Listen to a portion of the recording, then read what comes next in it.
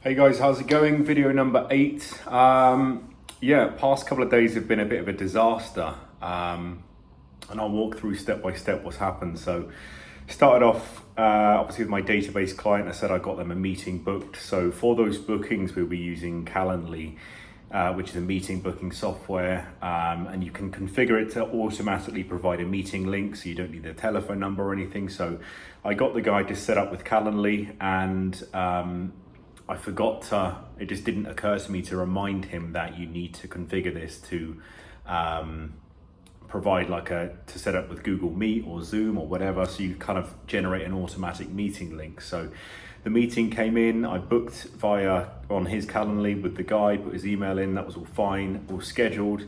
I messaged my client the day before just saying can we, was that meeting booked into your calendar, just to check it's he received it and he's aware that it's going ahead. He didn't respond to that. He's not very good on Slack in terms of communication. He's not on it very often. So I didn't hear anything back. And then on the day of the meeting, I got a message at 6 p.m. my time, basically saying, he said, Ben, I haven't got any way of contacting this guy. He didn't provide me with a phone number. We need to sort this out for the future. And then I started panicking, obviously, because, really want, the main basis of my business is getting successful meetings booked into their calendar. If they can't communicate with them, then it's kind of it's not good. So I replied back to that at 20 minutes past 6, just saying there should have been a meeting link. And I'll email the guy, try and get a phone number, I'll try and get it sorted out. So sent an email to the guy as quickly as I could, basically saying, because I'm impersonating my client, right? So I said, hey, really sorry, I forgot to include a meeting link on the calendar invite. If you send me your phone number, I'm happy to give you a call now. Alternatively, I can send you over another meeting invite for a more convenient time. So I did that, didn't hear anything back, and I was very stressed at this point. And when things like this happen, I just go very I was just really pissed off about it, because from something that was really positive has now been turned into something really negative. It's made me look bad, it's made his company look bad. Arguably, he could have replied to my previous message, and we would have been able to deal with this sooner. He'd have been able to have said, we haven't got a meeting invite for this, there's no way of me contacting this guy. So it's very last minute on his part, but I think at the end of the day, I should have been aware that he needs to configure that calendar to provide a meeting link. So but that's the situation. So yeah, I was very, very stressed about that. I just took an hour to just sit down. I like to just, close my eyes and just try to not punish myself too much about it, because I tend to get quite annoyed about these things. And I was okay, cool, right, get on with it. What's done is done. Let's move on with that. Nothing, what can I do about it? I've done everything I can do to circumvent and improve the situation by sending an email. And following that, all I can do is get back here and get to work on improving the campaign and trying to get more leads through. So I came back and did that. Had a very productive evening.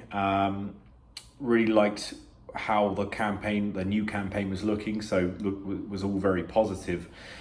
Decided to go to bed early, because I've been going to bed really late recently, and I find if I go to bed past 11, I feel very, very tired the next day, and it's kind of just knocking me out. So it's kind of that negative cycle of going to bed late because I've got work to catch up on, work to do, and then not being optimized for the next day, and then that evening having to do more work because I've not been optimized the previous day. So I kind of just thought, okay, I need to reset, go to bed early. I did a bit of meditation, had a very good sleep, woke up in the morning, and then was having a very productive morning, continuing with the campaigns. I was sourcing out some stuff on YouTube, and then I had here's the glass, but I poured a glass of sparkling water, and I must have knocked it with my hand or something, and it went all over my laptop. I might include that as a thumbnail, I'm not sure, but covered it, and I just panicked, started getting tissue wiping off, doing what I could. I didn't really know the best thing to do in that situation, but obviously other than to get the water cleaned off the laptop first, so I did that. I left my laptop in like a tent position just to try and drain water out. It was still on at this point and music was playing, so I just figured like it's fine. But I spoke to my friend Ben and he said like, oh yeah, you want to turn that off immediately. So I did that, and I was looking online like what I need to do.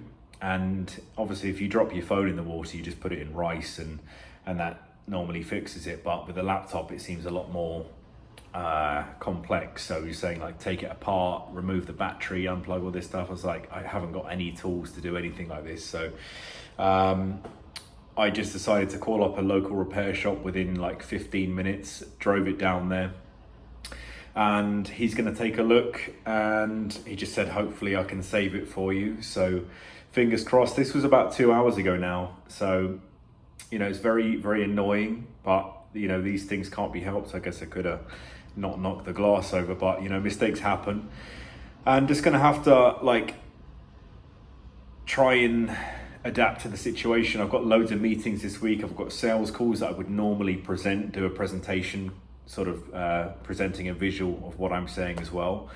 So I'm gonna have to adapt. And I thought like when I was driving back, I was like, what am I gonna do? But there's loads of things I can do, you know, not to be lazy about it and just sit around and go back into just watching videos or playing games or whatever and think, okay, I'll just chill out until I get my laptop back.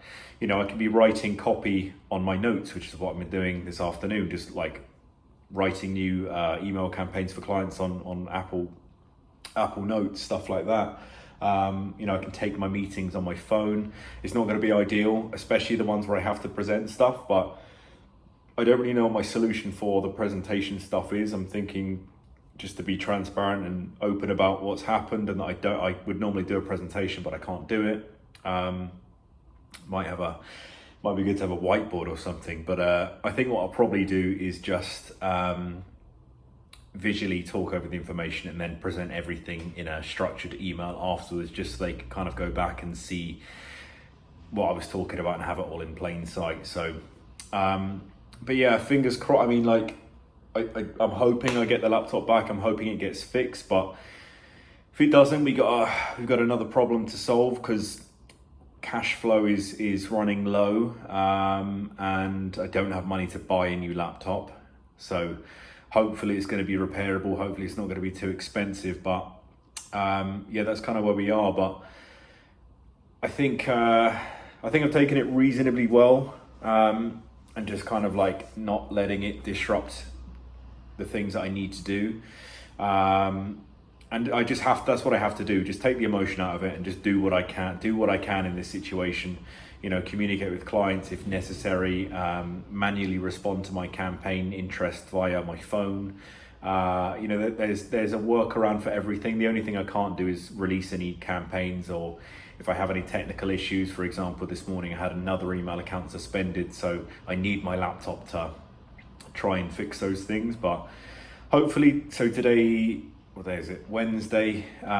He said he's going to let me know tomorrow or early Friday. So fingers crossed it's good news. But yeah, that's where we are. So yeah, hopefully get the laptop back. Hopefully we can get back on the path with all this, and it won't be too expensive. But yeah, I'll keep you updated. Might be running my business on my phone for a few days, weeks, whatever. So I'll keep you posted with how that's going. But yeah, not a very good couple of days, but we will.